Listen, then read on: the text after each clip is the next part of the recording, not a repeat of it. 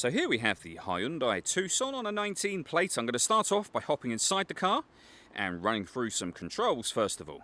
Okay, now that we're inside the car, we're going to start with the dials. So on the left hand side, we have the rev counter and coolant temperature gauge, and on the right hand side, the speedometer and fuel gauge. In the middle, you can see the total miles of the car. They are 25,118. Above that, we have a digital readout for the speedometer. You can change that information by using buttons on the steering wheel for various bits of driving data. We've also got a couple of other menus as well, all of which are accessed via the buttons just here. Over on the left hand side, we have stereo and phone controls, as well as the phone controls here. We've got voice activation for the phone. You'll only be able to use this and these after you pair the phone up to the car, and that is done over on the touchscreen in the center. If we go to all menus, you'll see that phone is one of those menus. Hit that and follow the instructions on screen from there.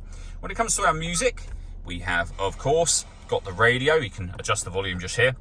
You'll see we've got DAB, FM and AM radio. If you want to listen to your own music, you would hit the media tab, which is currently grayed out because nothing is connected. You can connect up an auxiliary device, a USB device.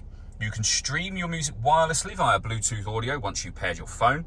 And as you can see, depending on the phone you have, we've got Android Auto and Apple CarPlay available as well.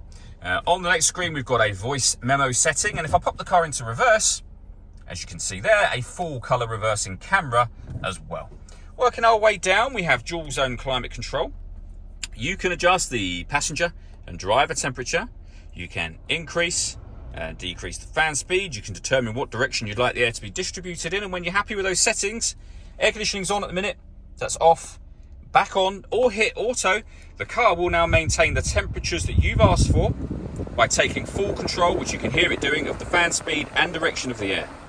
Any manual adjustment will take auto off and allow you to put it back on your own settings. Underneath that, we have two 12-volt charging sockets, auxiliary and USB input as well, a 6-speed manual gearbox, and then down the bottom here, you can turn off the stop and start. This car is designed to cut out when it's stationary in traffic to save you fuel. The system is off when that light shows, and you can turn on and off the downhill brake control should you wish to take the car off-road. All that leaves me to say is thank you for taking the time to watch this video.